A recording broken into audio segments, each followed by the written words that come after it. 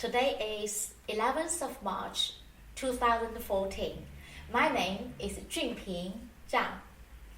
This interview is for Ming-ai London Institute for the project of British Chinese Workforce Heritage.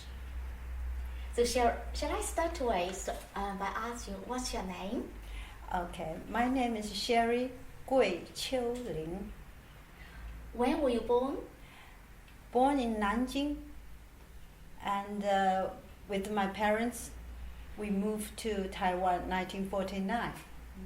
So I was raised up in Taipei until 25 years old.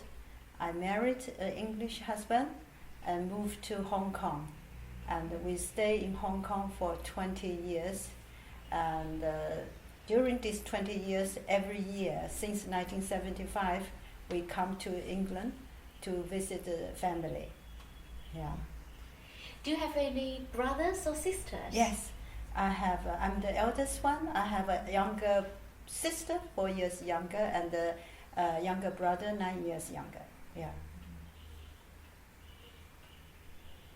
So generally, how about your parents?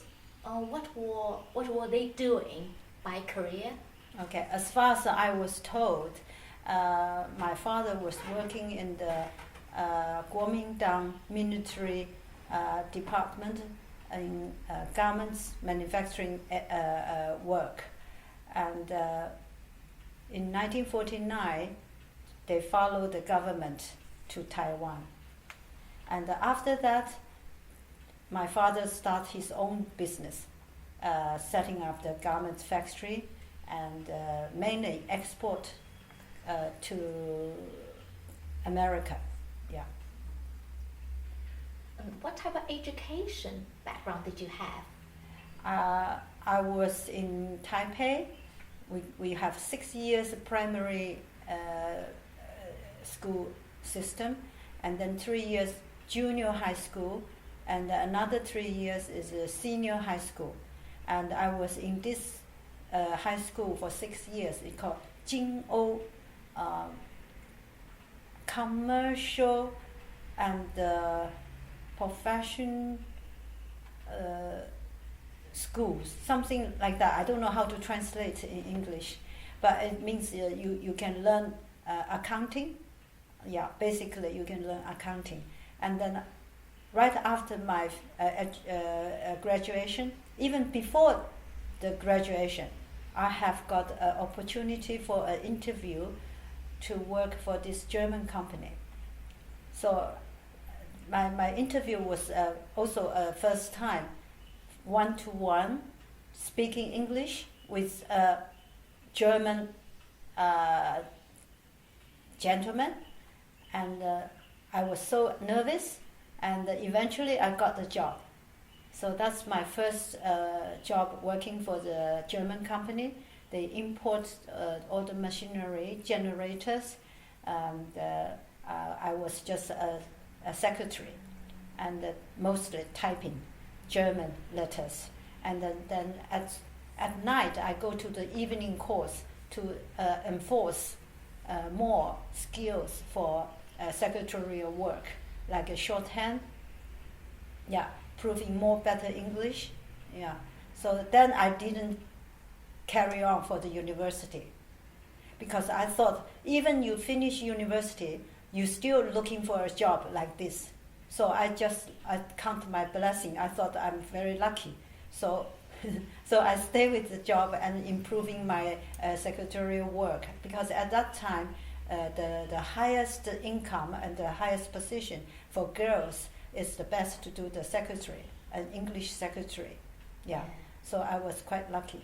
Yeah. And even now I'm still typing every day in computer, because the high technology is all in computerized. So luckily I have the basic skill for typing and English. So even in my age now, I'm 66, I'm still using computer every day for my work.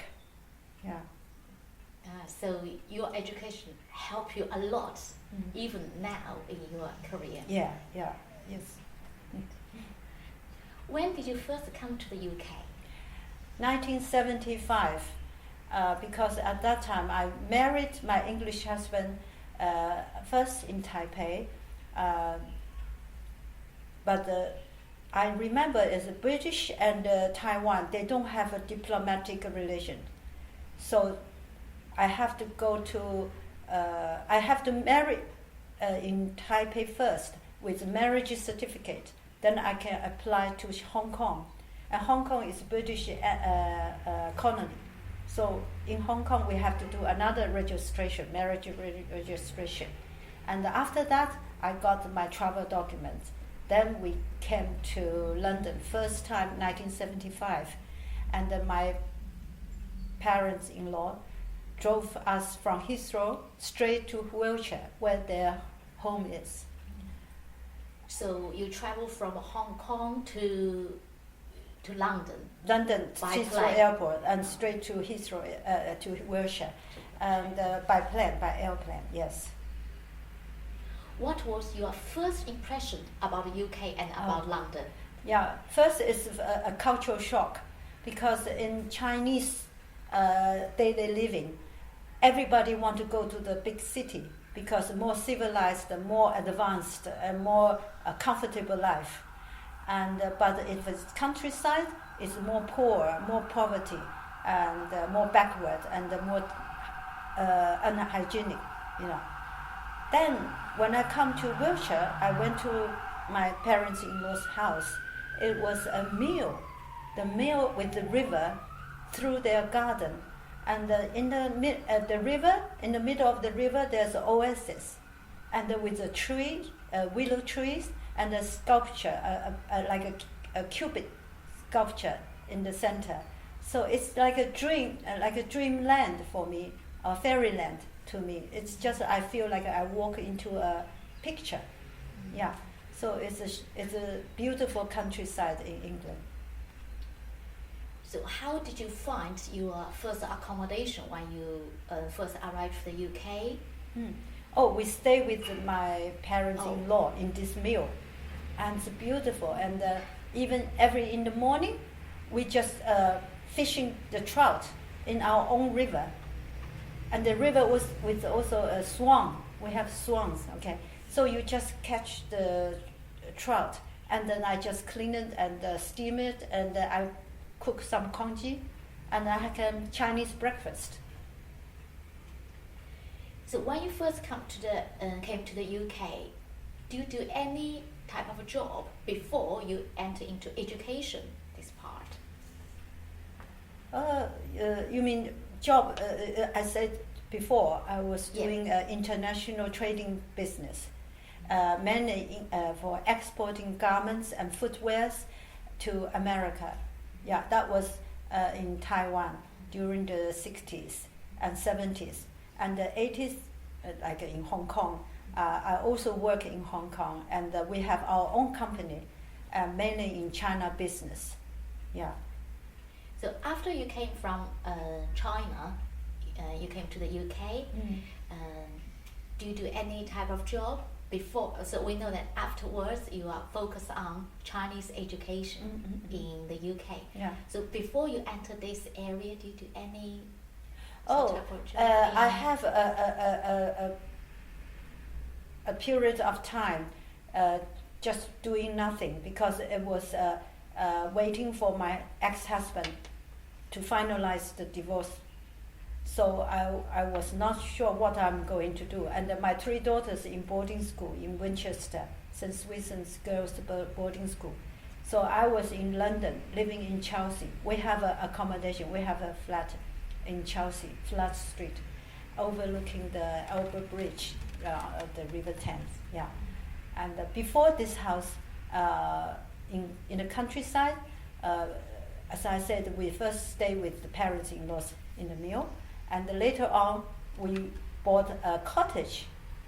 So it's very interesting when I found this cottage. We just drive around the countryside, and it's so beautiful. And then we look at this cottage for sale. It's called White Cottage. So it's a thatched roof, and tiny little windows. And then I look at the thatched roof, and on top of the roof there's a bird Then I looked for a long time. I asked my family, I said, why the pheasant doesn't fly? So they're all laughing at me. It's a thatched pheasant. They're thatched on top of the roof. Yeah. So luckily we bought this cottage. And so every year in the summer we come here for holiday, we use our cottage. Yeah. And then later on, 1994, we bought a flat in Cheng Court in London, Chelsea. Yeah. So we know that later on you quite focus on Chinese education in London. So what type of things that motivated you to enter into work in the education area? Okay. First is my present husband, because I have divorced with my new husband. It's just very sad. But my current husband, at that time, his wife also passed away from the cancer. So for now we are together for 10 years. So we wanted to enjoy our life, do something what we like to do. So he was quite busy, involved with many Chinese community activities. So I just joined him along. And then there's a Chinese school promotion association. So we were invited. So we would always support them, and sometimes we give the donations for Chinese schools. And then from there, one day, there's a teacher and a student come to us. They said, would you like to do promotion the Chinese culture, to do something like a talk event to let a lot of people to come to learn more about Chinese culture. So with their encouragement and their support, so we set up this UK Research and Development Center for Chinese Traditional Culture. It's called UKCTC. Okay. So since then, that is about 3 years ago. So non-stop, working, and it's a volunteer works, no pay. And basically it's just me. My husband is with his reputation. Everybody knows his name. And he just sitting next to me. And I'm the one doing work behind the scene. And plus I have a group of young volunteer work teams. And they all come to help me, particularly for the computer. Sometimes, software this and something, they help me for that. And also they are very good. They are very interested in all what we are doing. And when you're talking about my motivation, it go back to my childhood, because my mother always take me and my younger sister to the theater. She loves theaters, and we are Shanghainese, and we love 绍兴戏. Nowadays you call 粤剧. It's from Zhejiang. It's a 粤剧. And then it's all acting by the girls. And girls are very good at dressing up. And then so I look at the beautiful costumes. And for boys' role, and for girls' role, for old men's role, for old women's role, for the clown's role, all the makeup, all the hat, or everything, I look at it in details. And then all the story teaching you how to be a good person. And the bad guy doing nasty things, eventually killed. And the good guy eventually get happy ending. Yeah. So I'm learning all this, how to be a good person through the theater, the opera. Okay. And plus that, my mother also liked to go to cinema. So I also enjoy cinema. And then I a lot stories, So the culture, this is all the cultural things. You don't learn from the books. Sometimes it's just it doesn't apply to you. But when you see the people acting, and then it really speaks to you and open your heart. Okay, so I found that this is all very, in my sweet memory, I appreciate my mother cultivate me to do this. And now I found that I'm very good at, because I know a bit of this, I know a bit of that. So I have this talk event, I invite the scholars, they come over. So it's one after another, they know how we are doing. So I'm very touch wood, so getting better and better. A lot of more scholars are interested in us and would like to work with us. Yeah. So is it about your early childhood education or family or your mom that give you a great influence? Yes. Yeah, motivate you as well into Chinese education. This area. Yes. So generally, what type of personal qualifications do you have in Chinese education? This is Chinese education is that basically we have to be obedient, to respect the elder people. No matter you think you are right, your parents are wrong, you shouldn't talk back. This is a traditional Chinese discipline at home. But I know in Western it's more open and more democratic. So the parents respect the children as a grown-up. So it's totally different. So up to now, how long did you work in this field now? Oh, 10 years. 10 years. From everywhere, everything. Chinese in schools, and I also help them for the fundraising. Yeah, because the Chinese school needs the funding. Yeah. But it's not easy. Yeah. Yeah, it's not easy. Uh-huh. And through before with I know you have you got several different type of roles in the education in Chinese community. Shall we talk about something about that? So first, shall we talk about, just like you mentioned about UK Research and Development Center for Chinese traditional culture. Shall we talk about a little bit about that? Okay. I said that we set up it about 3 years ago. So let me see. We have a Mandarin teachers training talks. So we have the teacher come to exchange the ideas. What is the best way to teach the children in Mandarin? Yeah, that was in the beginning. And we also have Chinese medicines. So we talk about the traditional Chinese herbal medicines and acupunctures, just to brief introductions. Yeah, and we also have musical instruments like erhu, comparison with violins, and we also have cello. Yeah, also cello compare with erhu and violins. Yeah, and some traditional Chinese music come from Beijing to give us a concert. And also Kunqu. We have a session of 6 workshop. So we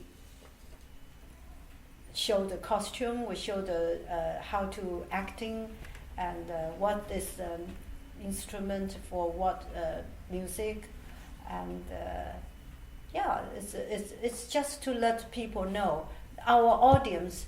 We want for everyone to come.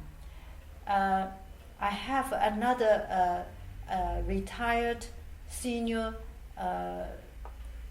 Chinese association called Songbo Songbaihui.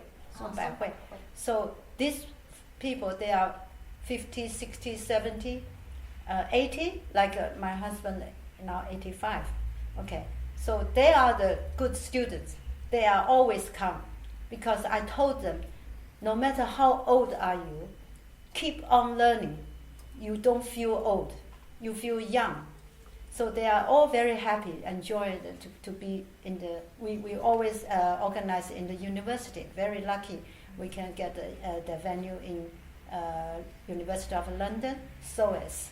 Yeah, so they are very happy, and also I wish our younger generation, like my children, they are Eurasian, and for example, my husband, he has his children, and they're all born here, raised up here. Even they look Chinese, but they are 100% English. Yeah, and then they married to English wife, married to French wife, and then the third generation all English, and the fourth generation is all English and all blonde and blue eyes. Okay, so we hope they also learn some Chinese culture, and but it's not easy, because their whole formal education is here in English. They teach English history. They have the logic, English logic. So for the Chinese, it's not so often and so easy they can accept. But we try to give them opportunity to learn more. Yeah, and also to the British people or any Westerners, they want to learn about Chinese culture. It's all open for them. Yeah. So can we say that for this organization, the major aims for this for the center is try to introduce yeah the good quality part of a traditional Chinese culture to whoever people are interested, and also specialize in to the Westerners, because they get the information from the media, and sometimes it's misleading, because they always how do I say,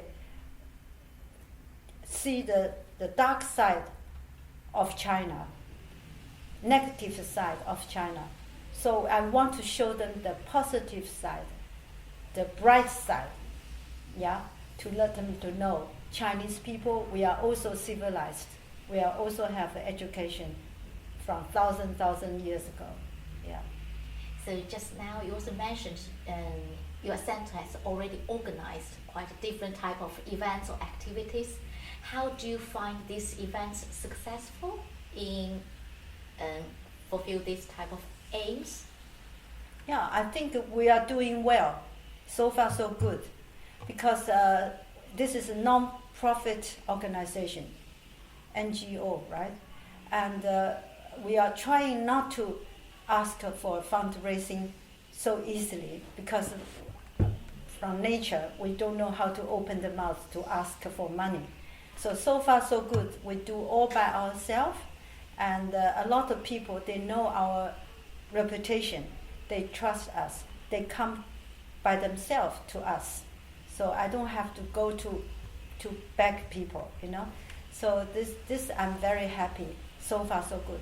But I think in the future, I still think our organization needs to have a proper funding. With the funding, I can do more work. For example, I can hire a full-time secretary, a full-time administrator, to do all the professional standard. Okay, and in the future, I hope somewhere somehow we can find the funding. Yeah. So generally, do you find or do you notice that what type of people who would like to join these events and lectures they will attend there? I just mentioned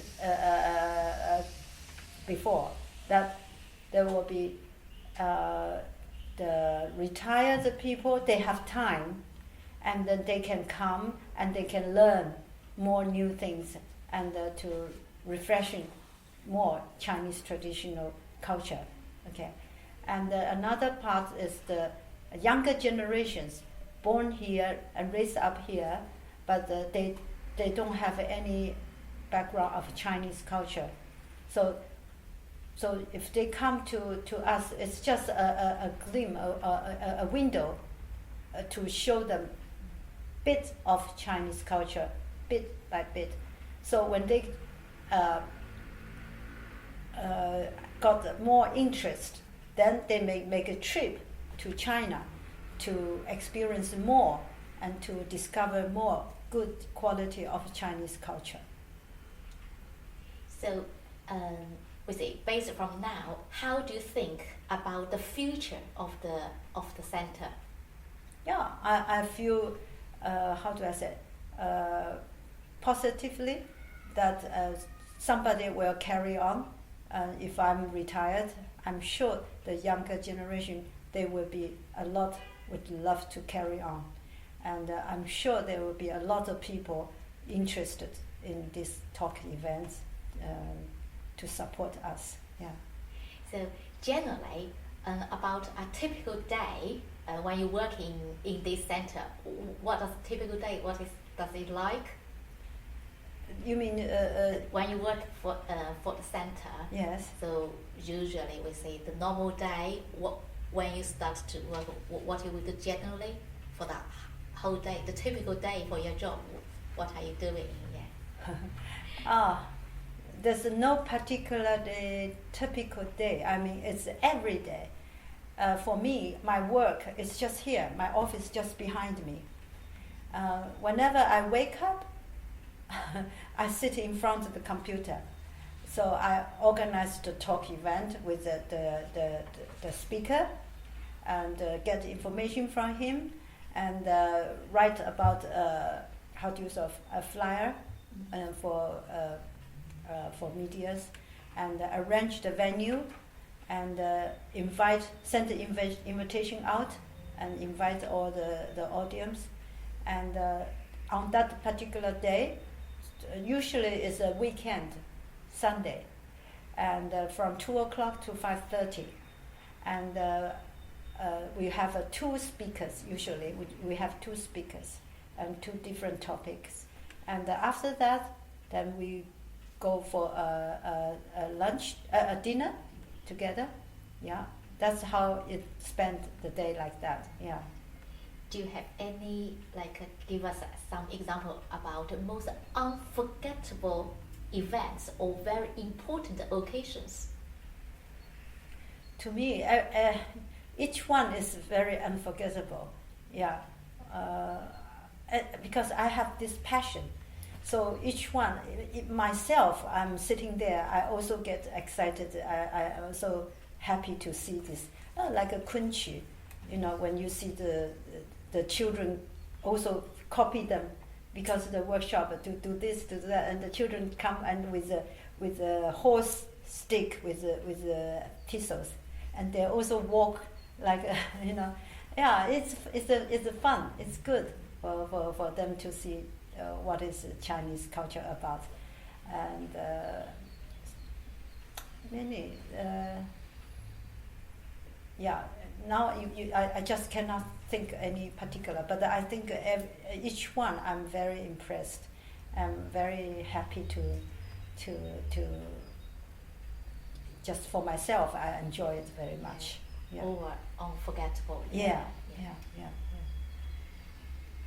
And also we know that you also involved in the other society. For example, you are the president of Overseas Chinese Education Foundation in UK branch. Is that? So yeah. Generally, what's the main aims for this organization? So this organization is founded about 20 years ago with my husband's friend, Wang Liang Liang. Wang Liang Liang means Auntie Wang.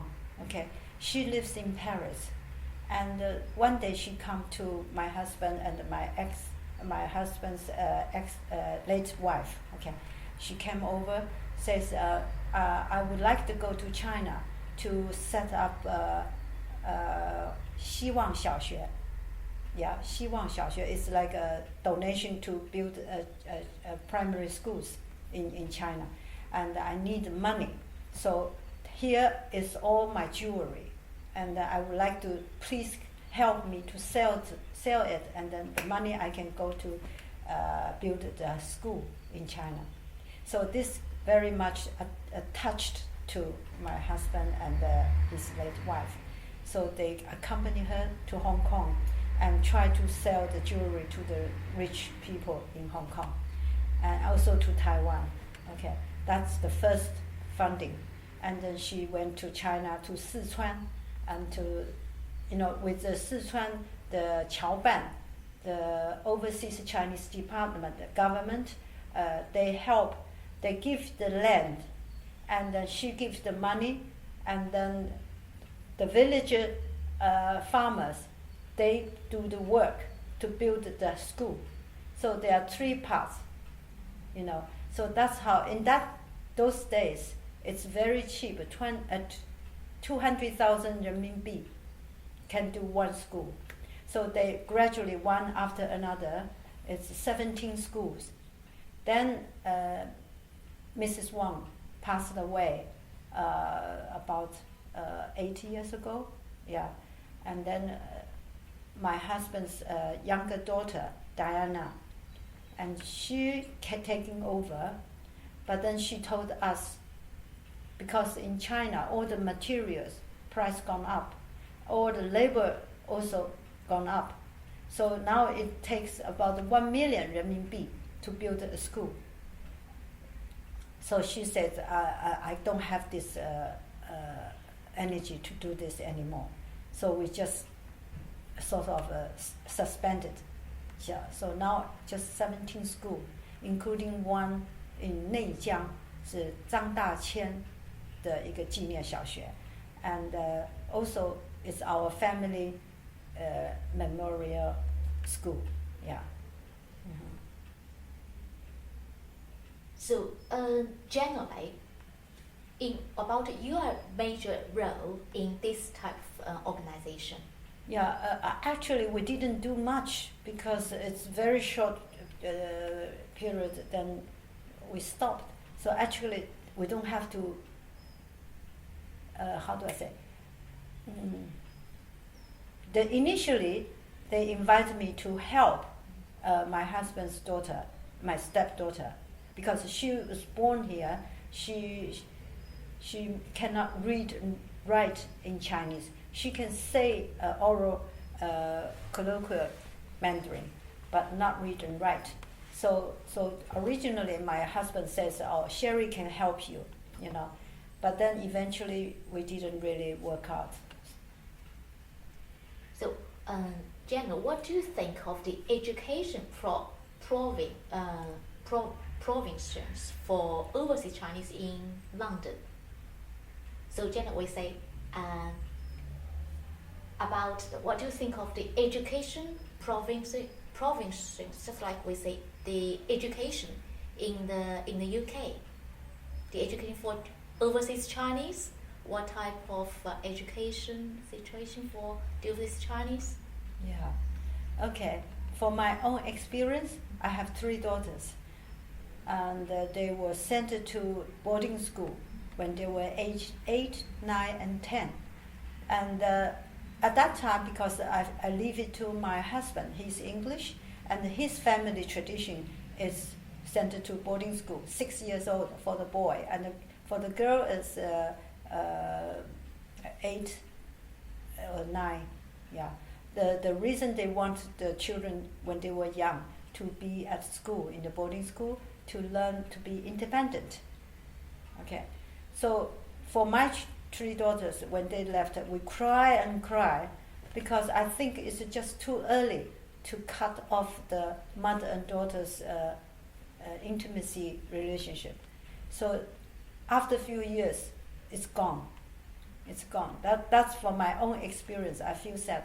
So now my 3 daughters, they are good persons. They have the good educations, and but it's just not the same as a Chinese mother and daughter's relationship. It's not that close enough. They are very polite, so but not the same. So if I want to do it again, I think for overseas Chinese students here, I think a day school is better. They go to school, but at home the parents still can, as a role model, and show them this is what we think. This is a good Chinese culture philosophy. And although you learn in English at school with the English logic, English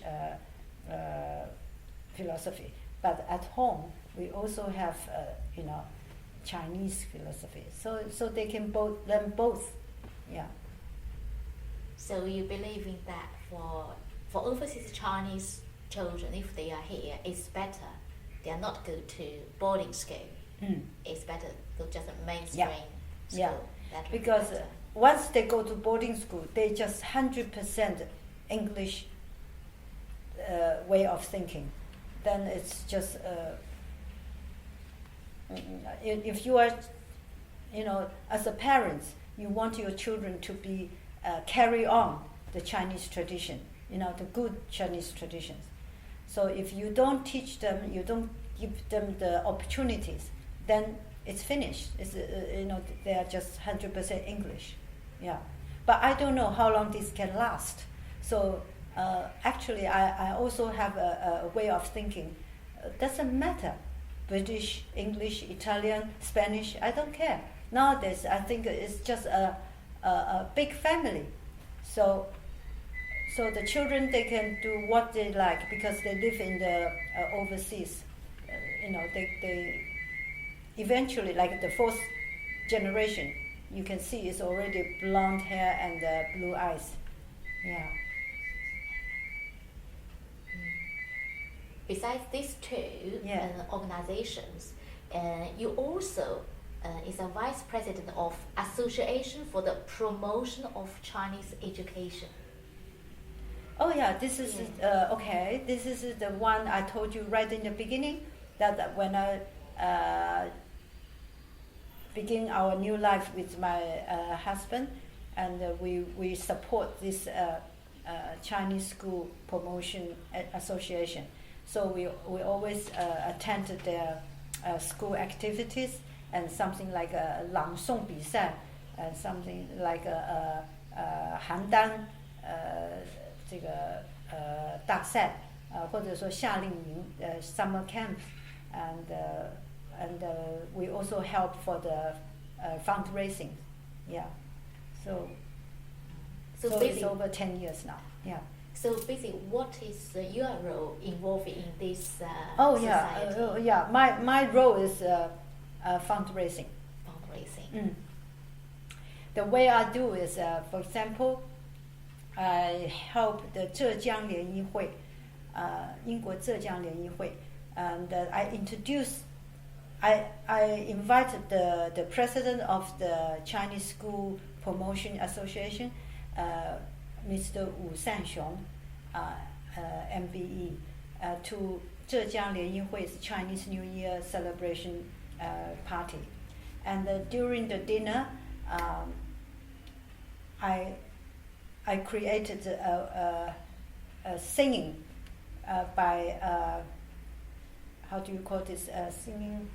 I say if I can sing one song, and then who would like to donate something like that? Okay, I do 20 pounds, I do 50 pounds, and something like this. So this money I fundraised to give it to the Chinese School Association. Yeah. So what is the situation of Chinese education in London today at the moment? I think it's booming. Because the whole world looking at China is rising up, and lots of Chinese family come to abroad, living in various countries, and all the Chinese here, the children, they also not only to learn the native language and education, but also we give Chinese education. At this moment, is usually is on the weekend, yeah, and of course after that, maybe gap year or summer holiday, they can travel to China to have more summer course or something, yeah. So do you think this organization has been quite successful in their work? Yes, yeah. So do you think any type of challenges it will face in the future? I only look at the tomorrow is better. Okay, so if any problems, you always can find a way to solve it. So I don't think it's any problem to me. I think it's just getting the Chinese education in overseas is going to do it better and better. Yeah. So you also involved in the society of called the Meridian Society. This was before. I think we were. I think Li Zhongwen, the dean of the Ming-ai Institute, we met. That's how we met. We both are the committee directors, so we often have meetings. And in those days, the Meridian societies, and it's still existing, and the I think the chairman or the lady is what's her name? I can't remember. Okay, and they're doing very well. Also promote Chinese education, Chinese culture to Westerners. So generally, then, how they do to promote Chinese education? Okay. Yeah. Also, we organized the talk events, and I remember one big event we have done is we work together with a British film as a BFI, and we have a film to show. It's called 鬼子来了. 鬼子来了 这部电影. It's about Japanese occupied China and the war in China for 80 years, and it's just a small story during this war, and the director is what's his name? 很有名的姜文。姜文，对了。So the original plan is to invite him over after the film, and then he will be sitting in front of us together with the English director. His name is Anthony Minghella, who is the director for English Patient. It's a very good, famous film, English Patient, and he is a very good director. So we were thinking to put them on stage together to have a dialogue, yeah, and we can ask questions, so it was very interesting. East meets West, yeah. So it's very, very successful, yeah. So, generally, when was this Meridian Society started, and a little bit history about that? I think it's 2003 to 2005 or something in that period, yeah. So, Jenny, what is your major role in this society? I think I'm just one of the director, and what do I do? It's just we work together. I don't think I have any particular role. Help, like in general, yeah. Everything overall. In general, overall. Everybody will share. Yes, yeah. But it's fun. And then in the end we quit because we found too many meetings. So we quit. Yeah. So you also work in the UK China Cultural Association. UK China Cultural Association， 中文叫什么？因为是英国中国文化协会。就不对了。So this is all wrong. 所以这个不能提出来，没有这件事，没有这个名字。你把它划掉。Oh, right, okay. Yeah. Okay, so generally, then what was like about so ever since you started working for the Chinese education in the UK or in London, what was your best thing about your this type of role? I'm good at organizing. I'm good with people. So yeah, so that, and also I'm good at communication. So if you email me, I reply you right away, very efficiently. So this is why my work, all the way from since I start work. So until now, I'm doing this volunteer work. I'm still doing very devoted to my work. So efficiency. Any other worst side? Any? Oh, the worst side, I wish I have some helpers taking over from me, because I have done so much. I wish somebody taking over from me. So, did you notice, or in your memory, do you think that during your career in Chinese education, do you have any turning points in your this career? What do you call turning points? Is very special events, or that time, or something happened that okay, that's a turning point. So with that, probably we say if a turning point, just like the direction move, 转折点，转折点，或者说是一个可以转向的一种也非常重要的那一点，就像我们说生命的转折点。这我也想不起来一时。或者说some very important events, or very important something happened, and then say, of course you make another decision or different decision, or move to different area.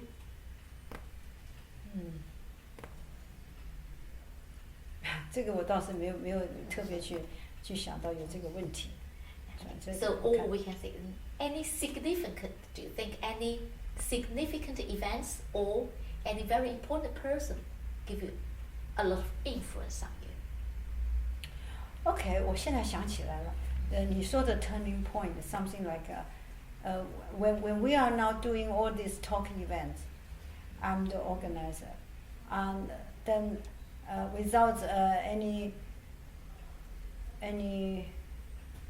thinking, then all the student units, Chinese students study in England, they all found of us. They all like to hear story from my husband about his life experience. They want to hear him as a role model. So my husband is very good at talking. So we go to Cambridge, we go to Oxford, and they invite us over to have a talk there. So that for us is a surprise, because we are just old people, retired people, but we didn't realize that the young generation, they like us. So we also feel young. So we travel, we go to Cambridge, we go to Liverpool, and being with them, we are very feeling very young again. Yeah. So this kind of even more motivates you Yeah. spend more Yeah. time in Chinese education in the UK. Yeah, it's interesting, it's fun. Yeah. So generally, what is your attitude concerning the work? I enjoy it. I like it very much. Yeah, it just. So generally, you say about your this attitude. Where did you think this attitude come from, or it's you gradually develop it, or inherit from your parents, or something happened cause you? No, it's just natural. It's just natural, because when I do all this organizing, to do all this work, it's always in my career. So it's just a pattern. So generally, because we all know we did work and also we have a personal life, that how you manage it to make it fit in your personal life? Interesting. Because through this work, we met a lot of Chinese students. They are like our own children, and they don't have their parents here. And so I opened our house. I said, "You come. This is your home." So they are very happy. They come here and help us to do the work, and we have a meal together. We have a chat. They like to listening to our stories. So it's how do I say? It's like a family, yeah. And also, like I said, I was baptized. I'm Christian, and Christian we always call brother and sisters. So even my family, they all live in America. Even they live here, we may not get along well. Okay, so whoever get along well are your family. So this is my philosophy. I love people, and people around me, I treat them all like my family. Yeah. So if they treat me back like their family, then it's my bonus. So I just enjoy it, because for our retirement life, we just want to look for happiness, look for smiling face. Okay, we don't want trouble, we don't want problems. So this is I'm looking for, and same as my husband. Yeah. So you also mentioned that you have already had 3 children. Mm-hmm. So what do they do, or what aspiration do you have for them and their education? Oh, as I just said before, I regret my children went to boarding school, and I feel the change is among our relationship. It's not that close, not intimacy. Yeah. And I still give as much as love as a mother to them, but I don't feel like they would do something for you. So far, I cannot say like this. Then they are not happy about when they listen to this conversation. But a lot of people say, "Oh, this is just children." You know, when they have their own children, and then they will appreciate your love. Yeah. So I'm waiting for that day. So, Jenny, what do you do for creation? Creation? I love beautiful things. So creation for me is like when I put on my clothes, do my hair, put on makeup a bit, and put on some jewelry. To me, everything I like to have this kind of beauty arts in my life. So my family, my home with all the Chinese furnitures, and I love Chinese culture with all these old artworks, and I think they are beautiful. So we collect all the Chinese antiques, and about 4 years ago we donated to the hometown in China, and then they built up a 2-story museum for us, for all this collection. And so with the home, even we live in England, it's a beautiful English architecture with the history. This is Norman Shaw's design, and the first owner is artist, is a painter, yeah, and the second owner is Jimmy Saville's father, John Saville. Okay, so the third owner is my husband. Okay, so but the inside, the way we arrange our home, decorate our home, is classic Chinese tradition furnitures, and some can go along with the English furniture, and the paintings and the lighting, you know. So I just doing it as like a stage design. I enjoy it. So I go to this thinking the whole life, our life is a stage, and you just act your part to do the best you can. So for example, today I'm sitting in this dragon chair. Then I felt, okay, to match the dragon chair, I better wear something Chinese, you know. So that's why I choose this costume today. Yeah, it's just the whole life for me is acting, but you just act well for your part. Yeah. Is there anything you would like to mention, or you would like to add? Yeah. How do I say? I am Chinese. I'm the first generation Chinese living abroad in UK, and I have a passion for my motherland. Also, I have passion for England because I appreciate the English government. They are very kind and they taking non-English people to live here and to have a home here. That so for me, I just count my blessing. For me, that my first 25 years in Taiwan. In the beginning, I missed Taiwan. I had all my friends, my classmates in Taiwan, and then my parents they immigrated to America in the 80s. So I have less chance to go back to Taiwan. So I have to visit my family in America. So so then I live in Hong Kong, and with 3 children and my husband, and then so for me everywhere is my home. So I just look at the people. It's most important. The people around you. If you be nice to them as your family and they treat you as their family, then your life is joyful and happy. Yeah, this is my philosophy.